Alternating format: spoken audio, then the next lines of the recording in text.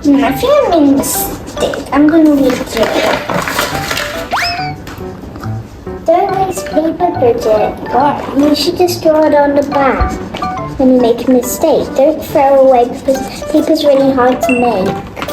How do you make paper? Come, I'll show you.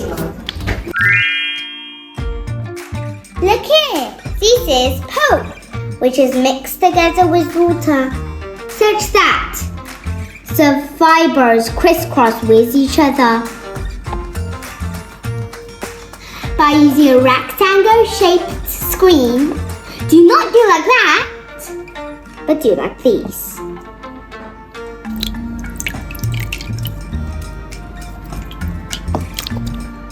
The pulp and fibers are gently lifted out of the water.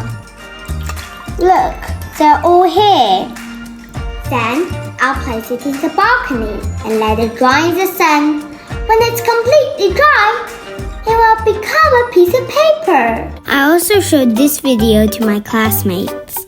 They are all very interested about paper making after watching.